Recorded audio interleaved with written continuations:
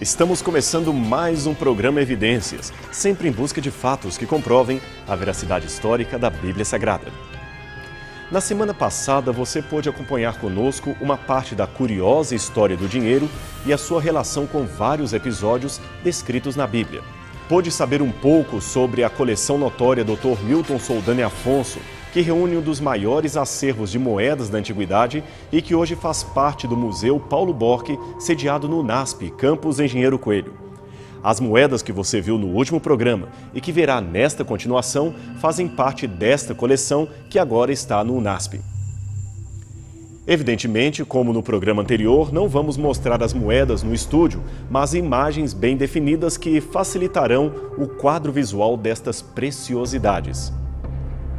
Como vimos também, a moeda, como a conhecemos, foi inventada no 7º século a.C., na Lídia, mas antes e depois disto, houve formas exóticas de dinheiro que foram largamente empregados nas transações comerciais praticadas pela humanidade ao longo dos séculos. De modo mais específico, ao término do último programa, estávamos falando do famoso ciclo ou shekel do templo. Você se lembra? Vimos que os judeus consideravam esta moeda a mais apropriada porque tinha uma concentração maior de prata do que as outras moedas, sendo, portanto, mais pura que as demais. Ela era cunhada na cidade de Tiro, importante centro portuário dos antigos fenícios e que hoje pertence ao território do Líbano. O curioso, como também mencionamos no programa passado, é que os judeus rejeitavam usar no templo moedas romanas por causa das imagens pagãs que elas traziam, mas, ao mesmo tempo, faziam vista grossa às imagens do ciclo de Tiro, justamente o ciclo que trazia a imagem de Melcar Heracles, um misto de monarca e deidade pagã. Heracles, só para que você saiba, é o mesmo Hércules, filho de Zeus da mitologia grega. E eles se esqueciam também que nos tempos do Antigo Testamento, Tiro foi um inimigo dos judeus que se uniu aos babilônios e caçoou da derrota de Judá para o rei Nabucodonosor.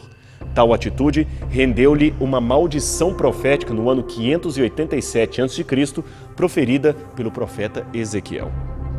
No 11º ano, no primeiro dia do mês, veio a mim a palavra do Senhor dizendo: Filho do homem, visto que Tiro disse no tocante a Jerusalém, bem feito, está quebrada a porta dos povos, abriu-se para mim, eu me tornarei rico, agora que ela está assolada, assim diz o Senhor Deus, eis que eu estou contra ti, ó Tiro, e farei subir contra ti muitas nações, como faz o mar subir as suas ondas. Elas destruirão os muros de Tiro e deitarão abaixo as suas torres, e eu varrerei o seu pó, e farei dela penha descalvada. No meio do mar virá a ser um enxugadouro de redes, porque eu anunciei, diz o Senhor Deus, e ela servirá de despojo para as nações. Ezequiel 26, 1-5. Palavras duras, não é mesmo? E o profeta volta a repetir no verso 14 o seguinte: Farei de ti uma penha descalvada, virás a ser um enxugadouro de redes, jamais serás edificada, porque eu, o Senhor, o falei, diz o Senhor Deus. Ezequiel 26, 14. Penha descalvada significa pedra lisa, como pão de açúcar, e enxugadouro de redes é uma referência aos pescadores que, depois de um dia de intensas atividades no mar, colocam as suas redes abertas na própria praia ou em cima de rochedos lisos para secarem ao sol. Isto a fim de evitar que sejam guardadas molhadas e acabem apodrecendo. Muitas vezes o pescador aproveita estes momentos para verificar algum estrago na rede e consertar pequenos danos. É exatamente a estas cenas que o profeta faz referência ao falar do futuro de Tiro. Originalmente, Tiro era uma cidade portuária muito importante para os fenícios, mas por ter cooperado com Nabucodonosor em sua investida contra os judeus e ainda ter debochado de Judá, ela seria, de acordo com a profecia, destruída. As suas pedras seriam lançadas no meio do mar e ela se tornaria o enxugadouro de redes. Pois foi exatamente isto que aconteceu. Nabucodonosor se voltou posteriormente contra a cidade que o acolheu e mais tarde veio Alexandre o Grande, também invadindo o lugar e construindo no meio do mar um istmo ou aterro, que foi ampliado com pedras da antiga cidade de Tiro. Literalmente, as pedras da cidade foram lançadas no meio do mar, como dizia a profecia, e ela é hoje uma vila de pescadores libaneses, que secam as suas redes sobre as pedras lisas da antiga fortaleza de Tiro, exatamente como afirmava o oráculo profético. É muito estranho que uma cidade pagã, inimiga do povo de Deus e visitada pela ira divina, tenha se tornado, nos tempos de Cristo, o único símbolo monetário aceito dentro do templo. Isto é realmente muito estranho, principalmente se lembrarmos que, segundo o próprio livro de Ezequiel, no capítulo 28, o mesmo profeta que denunciou a perversidade de Tiro disse que ela seria uma imagem de um rei, símbolo do próprio Satanás e de sua queda do reino celestial. Imagine só. O ciclo de Tiro era definitivamente um corpo estranho no templo, mas estranhamente tolerado e bem-vindo pela liderança judaica daquela época. E eles levavam a sério o uso da moeda. Tanto é que em 19 a.C., o governo de Roma decidiu reduzir a pureza das moedas de prata de Tiro. Então os judeus, mesmo sem ter licença para cunhar a sua própria moeda, correram para o imperador, negociando o direito deles mesmos cunharem o ciclo de prata de Tiro em Jerusalém. E os romanos aceitaram. Os novos ciclos de Tiro começaram a ser cunhados com a marca grega Kappa Rho, que você pode ver no canto superior direito ao lado da águia, significando que a mesma fora cunhada pelos judeus em Jerusalém. Agora veja que dado interessante. Alguns numismatas perceberam que, se compararmos os ciclos feitos em Tiro, na Fenícia, com aqueles feitos em Jerusalém, notaremos claramente que os judeus perderam todo o capricho na hora de fazer as imagens da moeda. Veja, por exemplo, esta. Observe como a imagem do rei e principalmente a da águia estão distorcidas e sem nitidez de detalhes. Esta era certamente uma maneira de driblar a consciência quanto ao dilema de elegerem como shekel do templo uma moeda com símbolos pagãos e cujo rei foi um tipo de Satanás na profecia do Antigo Testamento. Agora tente visualizar a cena do ritual do templo todos os dias em Jerusalém. Um judeu que ali chegava para oferecer o seu sacrifício deveria ter a certeza de que o animal era perfeito. Então deveria para isto comprar um animal das lojas autorizadas pelos sacerdotes do templo. Aí entravam os cambistas, pois somente shekels de Tiro poderiam ser usados para comprar animais de sacrifício ou também para ofertar nos cofres do templo. Então você deveria trocar a moeda que tinha, denário, asse, stater, seja qual fosse, pelo shekel do templo. E lembre-se, como dissemos no programa anterior, o preço era meio shekel por pessoa. Aí começava a especulação dos cambistas que colocavam o câmbio ao seu bel prazer, enganando o povo em proveito próprio, e dos sacerdotes, que também recebiam a sua propina para fazer vistas grossas ao procedimento ilegal. O Talmud afirmava que havia, é claro, além de toda a roubalheira, uma taxa fixa de 12% sobre cada troca, que era uma espécie de imposto cambial daqueles dias, como aliás temos até hoje. Com Jerusalém apinhada de peregrinos durante as festas religiosas, dá para se ter uma noção de quanto eles lucravam em nome de Deus. Não precisamos, portanto, ir muito longe para entender neste contexto a razão da ira de Cristo em expulsar os vendilhões e cambistas do templo. Minha casa é uma casa de oração, disse ele, mas vocês a transformaram numa casa de ladrões. E foi chicote para todos os lados. Veja também essa história nos evangelhos de Marcos, capítulo 11, verso 15 em diante, e também nos demais evangelhos. Mas a história do shekel de Tiro, ou ciclo do templo, não para por aqui. Você se lembra do episódio em que Judas fez acordo com os líderes do templo para trair Jesus?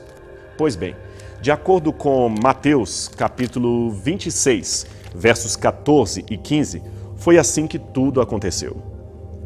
Então, um dos 12, chamado Judas Iscariotes, indo ter com os principais sacerdotes, propôs: "Que me quereis dar, e eu vou-lo entregarei?" E pagaram-lhe 30 moedas de prata. Ora, Que moeda foi esta dada a Judas? Justamente o shekel do templo, o shekel de Tiro, o dinheiro sagrado do santuário dos judeus.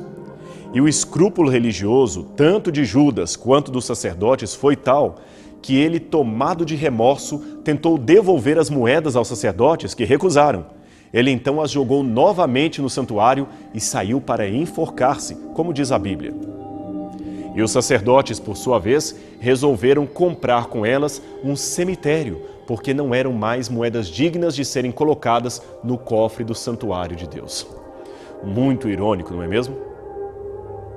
E assim, os judeus continuaram cunhando o ciclo de Tiro em Jerusalém até o ano 66 d.C., quando iniciou-se a revolta judaica contra os romanos, que durou 4 anos e culminou com a destruição do templo no ano 70. Vários líderes revolucionários começaram a aparecer, iludindo o povo e conclamando guerra aos romanos. Muitos foram tratados pelos cidadãos como se fossem o prometido Messias. Por isto, governaram a cidade e, aproveitando a fábrica de moedas que ali havia, começaram a cunhar o seu próprio dinheiro. Um exemplo foi o prutá de bronze, uma moeda cunhada pelo revolucionário judeu João de Giscala. Num lado temos um vaso com 2 alças, uma ânfora na verdade, circundada pela data escrita em antigas letras hebraicas que dizem Shanat Shtaim, ano 2, ou Shanat Shalosh, ano 3. Estas datas em todas as moedas da Revolução eram contadas a partir do ano 66, quando começou a revolta judaica. Geralmente, as moedas do 3º ano diferenciavam-se das outras pelo formato da ânfora, que tinha uma tampa decorada, mas o reverso da moeda era muito mais interessante. Ele trazia um cacho de uva, como você vê em seu vídeo, circundado pelo slogan hebraico que dizia Herut Zion, pela ou da liberdade de Sião. A ânfora no outro lado da moeda talvez seria para guardar o produto da uva, a saber, o vinho.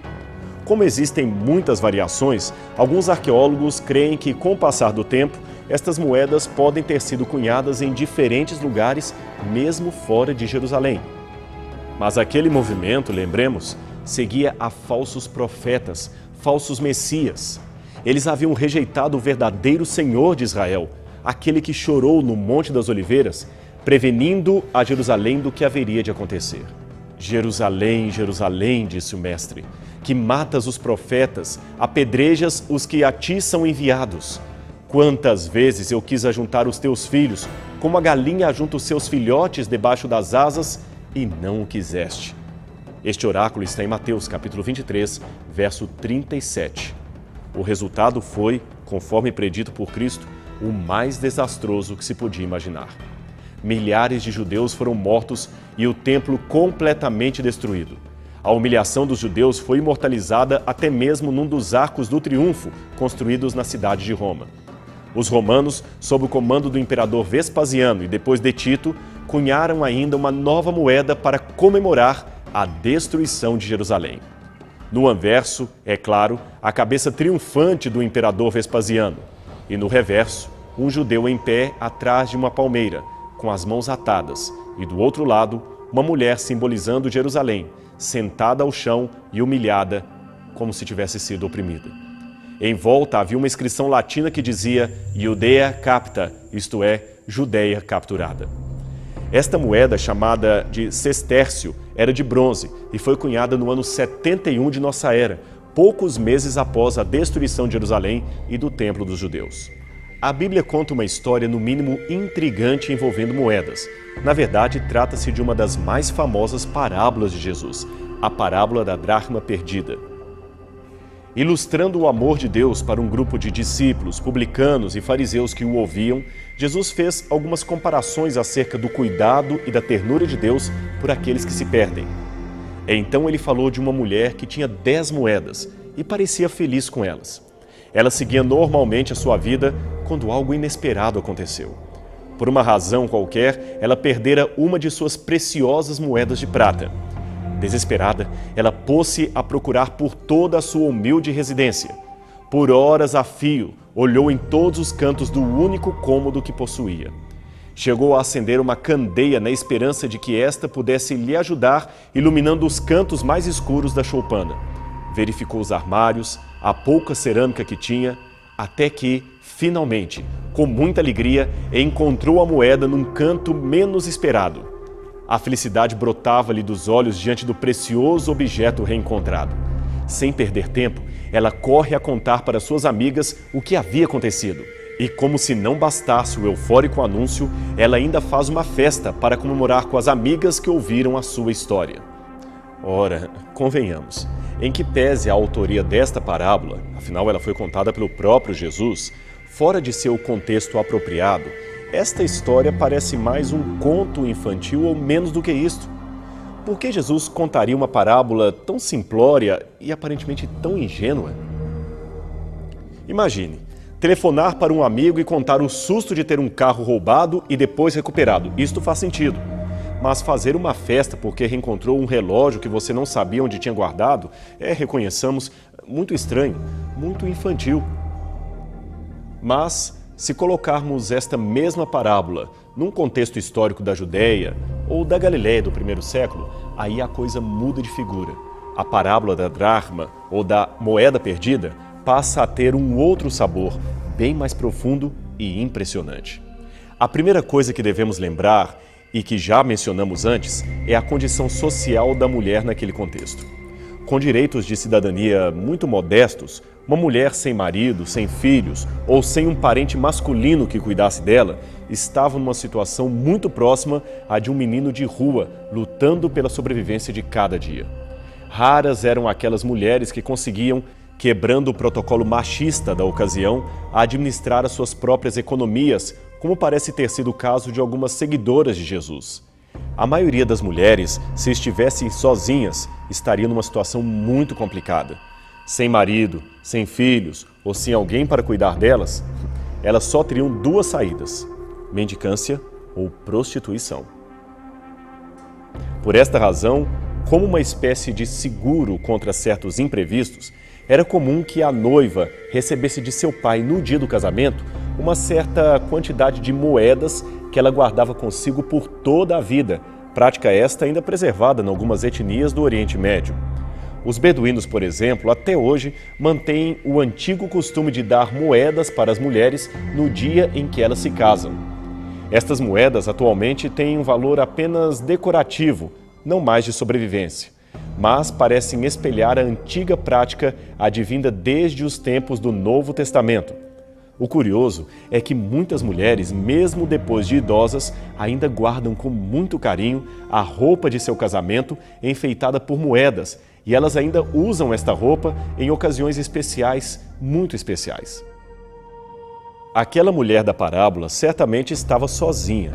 Eu digo isto porque, pelos costumes da época, uma história jamais envolveria como personagem central ou protagonista uma mulher casada sem fazer menção ao seu marido.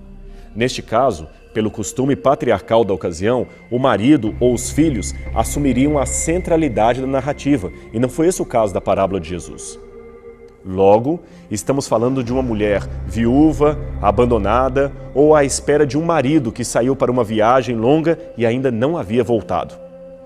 Enfim, uma mulher sozinha, que a qualquer momento poderia depender das suas moedas, aquelas recebidas no casamento, que agora são o único recurso que ela possui para sobreviver.